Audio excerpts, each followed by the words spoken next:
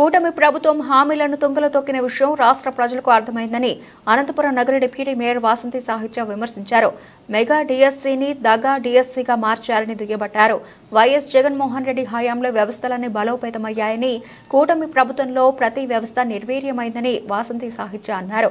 దేశానికి వెన్నెముకగా ఉన్న రైతన్న సమస్యలపై వైసీపీ అనంతపురంలో పోరుబాట నిర్వహిస్తోందని, వైసీపీ కార్యకర్తలు, రైతులు, ప్రజలందరూ ఈ పోరుబాటలో భాగస్వామ్యం కావాలని డిప్యూటీ మేయర్ వాసంతి సాహిత్య పిలుపునిచ్చారు. ఆంధ్ర రాష్ట్ర ప్రజలందరికీ కూడా తెలిసిపోయింది. కూటమి ప్రభుత్వం వారు చెప్పినటువంటి వాగ్దానాలన్నీ కూడా తుంగలో తొక్కి సూపర్ 6 అన్నది కూడా విస్మరించి వారు ఏ విధంగా వ్యవహరిస్తున్నారన్న విషయం ఈ రోజు ఆంధ్ర రాష్ట్ర ప్రజలందరికీ కూడా తెలిసింది. మెగా డిఎస్సి అన్నారు, దగా డిఎస్సిగా చేశారు. అదే విధంగా ఆడపిల్లల విషయంలో కూడా ఎంత నిర్లక్ష్యత వ్యవహరిస్తున్నారు అన్నది అందరికి కూడా అర్థమవుతుంది. ఇలా చెప్తూ పోతే ప్రతి వ్యవస్థలో కూడా నిర్వీర్యమైందనే చెప్పొచ్చు కూటమి ప్రభుత్వం. కాబట్టి వైఎస్ఆర్ కాంగ్రెస్ పార్టీ, జగన్మోహన్ రెడ్డి గారు ఆయన అధికారంలో ఉన్నప్పుడు ప్రజల పక్షాన నిలబడి అన్ని వ్యవస్థల్ని కూడా ఎంతో బలోపేతం చేస్తూ ముందుకు సాగారు అన్న విషయం కూడా ప్రజలు ఈ రోజు మరింతగా గుర్తు చేసుకునేటువంటి పరిస్థితి ఏర్పడింది.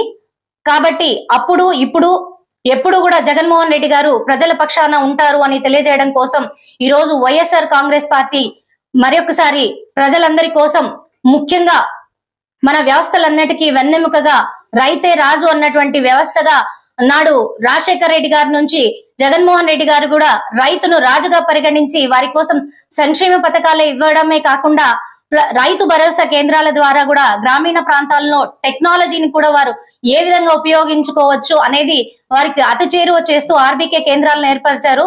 వీటన్నింటినీ కూడా నిర్వీర్యం చేస్తూ కూటమి ప్రభుత్వం నిర్వహిస్తున్నటువంటి నిర్లక్ష్యాన్ని ఎండగట్టే విధంగా ఈ రోజు అంటే డిసెంబర్ 13వ జిల్లా అధ్యక్షులు అనంత వెంకటరామరెడ్డి గారి సారథ్యంలో భారీ ర్యాలీ నిర్వహించబోతున్నారు.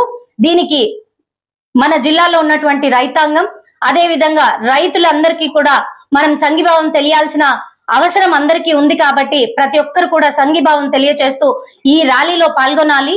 ర్యాలీ జెడ్పీ వైఎస్ఆర్ విగ్రహం దగ్గర నుంచి ర్యాలీ మొదలై కలెక్టరేట్ వరకు వెళ్లి కలెక్టర్ కి మా యొక్క విన్నపం తెలియజేసి ఆయనకు రిప్రజెంటేషన్ ఇవ్వడం జరుగుతుంది.